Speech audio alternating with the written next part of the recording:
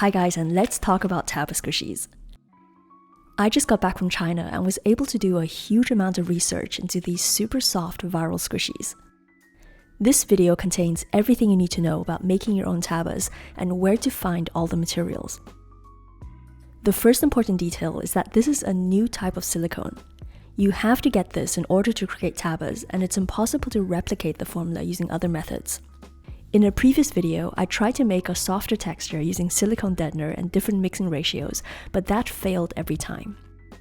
This new silicone is also available in Taba squishy kits such as these two here. The next question is where to buy these products. My tip is to look on Aliexpress, then Temu, and then Amazon in that order. At the time of editing this video, Aliexpress seems to have the most Taba making supplies out of all shopping platforms. If you search squishy gel, then you'll get lots of listings like this. I haven't tried all of these brands, so I'm not 100% sure they have a Taba texture, but most of them look quite promising. You just have to do a bit of trial and error to find out which ones work best. The epicenter for Taba-related products is the app Xiaohongshu. This is like Chinese Instagram and has an inbuilt shopping function to make it easy to order stuff directly. All the squishy gel and DIY kits that I used in this video were from Xiaohongshu. There's a factory that makes Taba squishy silicone, and I simply contacted them directly. They were very helpful and also said that many customers choose to order more of bottle B because adding more of that produces softer squishies. So I went for a ratio of 1:2. Another important fact is that there's quite a range of different Taba squishies. The first one is a Taba that I ordered from Temu, which I showed in my last video. I'm almost certain that this one is a mochi squishy because it bounces back too quickly. The second one is a Taba that I bought from a night market in Beijing. This one has a noticeable water texture, which is when the squishy spreads out under the plastic, almost like liquid. The final squishy is a DIY one which I made myself at a craft shop. The place is called Ye Luo Li Art Workshop, and it's located in the Solana Mall in central Beijing. This type of crafting shop is pretty common in China, so if you ever get the opportunity to visit, then be sure to check out large shopping centers for their DIY section. The owner was so helpful and gave me loads of advice for making Tabas, all of which I've included in this video. This cat paw has been flocked, but you can still see the incredible softness compared to a standard mochi squishy. The next important tip is to choose your molds carefully. Taba squishies are quite fragile, so you need a special method for demolding. You have to apply pressure from the other side to push the silicone out, which means the molds need to be extremely thin and flexible. The mistake I made in my previous Taba video was trying to use these solid silicone molds that I normally make for my custom designs. These are far too hard to turn inside out, and that explains why I had such problems demolding the squishies. The best types of molds are those designed for puddings, gummies, or chocolate. These usually have a very thin outer shell and can be easily flipped inside out. So if you're thinking of starting a Taba shop, then you can find a huge range of designs by looking in the baking section. This one here is a gummy candy mold that I came across on Aliexpress, and it's perfect for making lots of duplicate squishies. Probably one of the most important products you need for making Tabas is Vaseline. In my other video, I tried all kinds of mold release, but Vaseline is the most widely used one in China.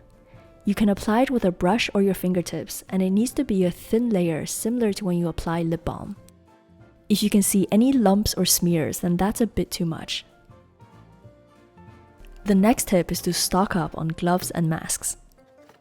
Based on my experience, making Tabas is quite a messy process, and it involves a lot of silicone, paint, ink, flocking powder, etc. Even if you're not particularly sensitive to particles, it's a good idea to keep your skin and airways protected and to keep the room ventilated. However, one major upside of silicone compared to resin is that squishy gel has absolutely no smell. So you can work comfortably for quite a long time without having to inhale any chemical fumes. The best mixing utensil for Taba squishies are flat wooden lolly sticks. This is a tip from the silicone factory. It maximizes the surface area whilst reducing the amount of air bubbles. Air bubbles are generally not a big issue with tabas, but it's always better to avoid them if possible. The first method for measuring squishy silicone is to use weighing scales. The default mixing ratio is 1:1, which is very easy to make. However, you can also go up to 1:2 for even softer tabas. All 2-part silicones typically have liquid A as the base polymer and liquid B as the hardener. However, I noticed that this tends to be reversed for tabas. I'm not sure if this is just a coincidence or a mistake, but for Taba squishies, adding more of B is going to make it softer.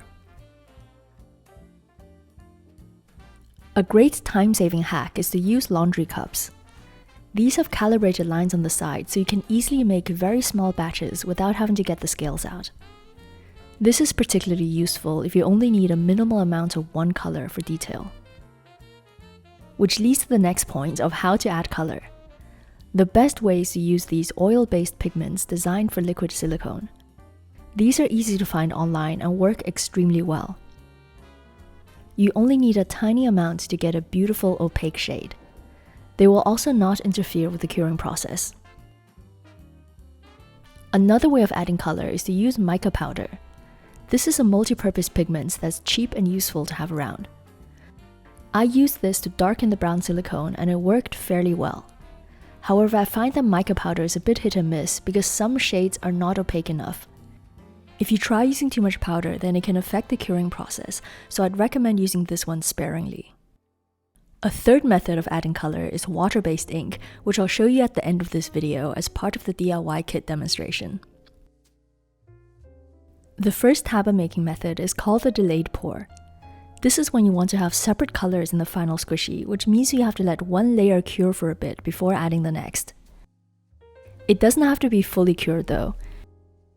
You can poke the surface with a toothpick, and if it forms a thin skin like this, then you can already pour the next color.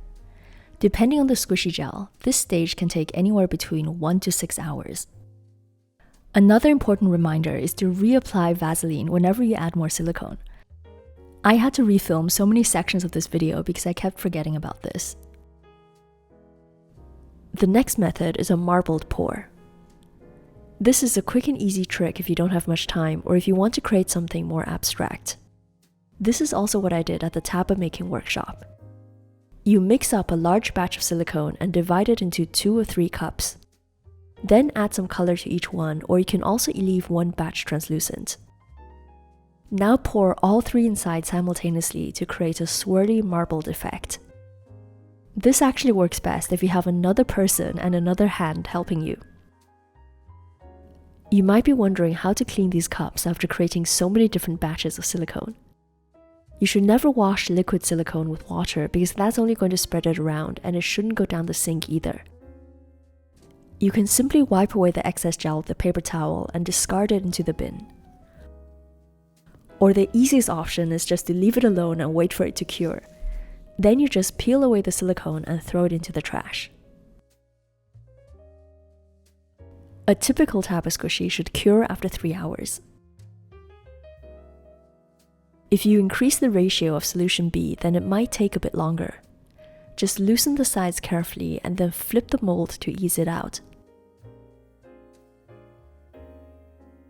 I would say this is the perfect Taba texture. It's slightly sticky but incredibly soft and holds its shape no matter how much you play with it. In contrast, this squishy gel cured in 24 hours. I have my suspicions that this is a mochi squishy silicone rather than a Taba squishy one. The bare feels a bit too smooth and it doesn't have the typical stickiness.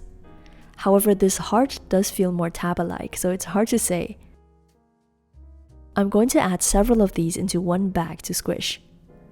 I went into more detail on my last video on how to find the bags and cards for Taba squishies, so be sure to check that out, which I've linked below. It's a good idea to leave your Taba squishies overnight whenever possible. This pudding mold is very deep, so I want you to give it some extra time just to be safe. Now you can see the result from this very simple example of a delayed pour. The caramel and pudding layers are separate, but still part of one squishy. Now it's time to bag this up. A common problem with unflocked tabas is that they stick to the inside of the bag, and it's really frustrating to get them to where you want them to be. The solution is to simply do everything underwater. Get a bowl big enough for the bag and then fill it with clean water. If you're planning to sell tabas, then it's probably a good idea to use gloves as well for hygiene reasons. Now you can easily pack the squishy inside. Leave the bag open for a few hours to let any remaining moisture dry up. The next part is picking your decorations. I noticed in China that pom-poms seem to be very popular, along with cabochons and chunky beads. I think it looks nice when everything is slightly color coordinated or it matches the theme of the main Taba squishy. Now it's time to take a look at the DIY squishy kit that I showed earlier. I bought this from Xiaohongshu, but I think it's only going to be a matter of time before these kits start showing up on all the other websites as well. This was the case with nanotape, so you just have to be patient and keep checking back. This kit contains 2 bottles of squishy gel, 2 bunny molds, a mixing cup and stick, red coloring, pom-poms, flocking powder, and some Taba cards and bags. Everything in here is surprisingly high quality with a lot of equipment that can be reused. The only thing I'm disappointed about in this kit is that they give you a water-based ink.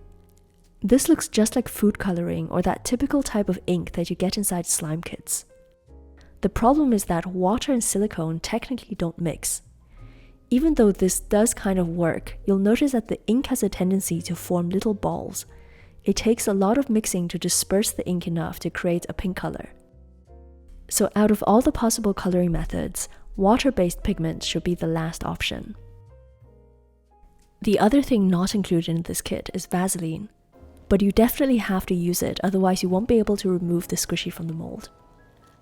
I find that flipping it inside out makes it much easier to see which areas you've already covered.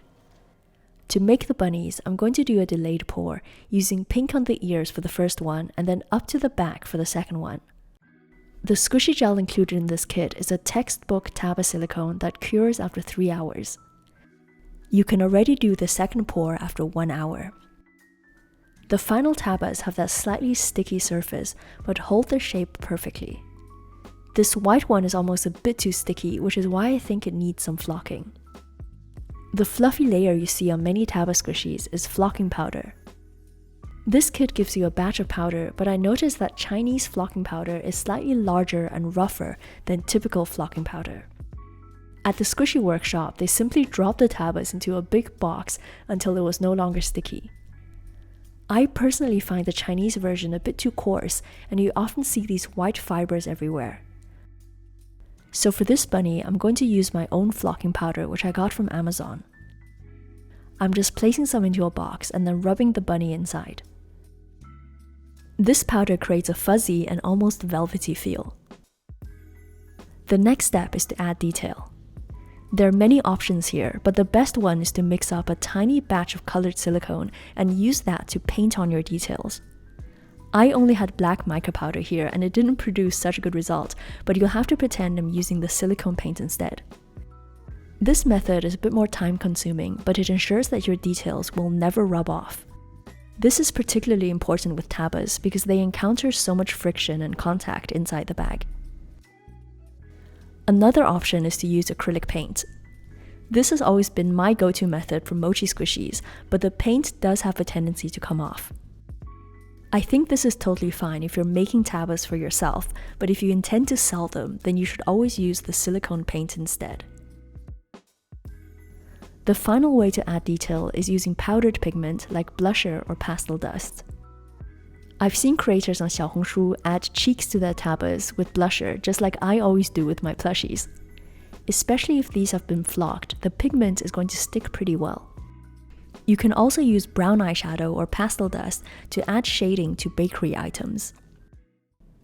One of my favorite Taba hacks is to use needle felt eyes. I love the contrast between the shiny plastic and the fluffy squishy. I'm going to use these 4mm eyes on the Taba hamster that I made in China. The shape of the face makes it quite easy, so I just need to apply some glue and push it inside. It's worth mentioning that some Taba shapes don't work well with needle felt eyes, and they'll end up getting pushed out. So once again, if you intend to sell your squishies, then you should do a test run using various methods to see which ones last the longest. This next question was a very interesting one that I got under one of my shorts. Are Tabas supposed to be played with in the bag, or do you take them out? The simple answer is that both are correct. The majority of people will probably keep these inside the bag because it's just more hassle putting all the pieces back together again. However, I noticed that a lot of store-bought Taba squishies come with a tiny packet of baby powder. This is for you to sprinkle onto the Taba in case you want to play with it. When I made my DIY squishies, the workshop also gave us a small bag of baby powder and extra flocking powder just in case we wanted to take them out of the bag. But it's your squishy, so you can obviously do whatever you want with it. In this example, you can see a comparison between a baby powder Taba and a smooth Taba. As you can see, the powder changes the appearance quite a lot. The colors appear more muted and the surface feels soft and velvety. I think this effect would be nice for food items like mochi or macarons. This is an example of a cat paw made using the marbled pour method. It turned out pretty amazing, almost like real marble. So for something like this, I wouldn't add any flocking or baby powder because that's going to cover up all the details. So I really hope you learned something from this video and feel inspired to make your own Taba squishies. I know that many products might be hard to get right now, but I'm convinced it's only a matter of time before they're available worldwide. This was exactly what happened with nanotape. At first you couldn't find it anywhere, but a few months later there were DIY kits just for making nanobubbles. So you just have to be patient and keep on searching. A final tip is to use the words pinch toy, decompression toy, or squishy glue instead of Taba squishies because these are more commonly used in China. I'm Joanna, thank you for sticking to the end of this long video, and I hope to see you in the next one. Bye!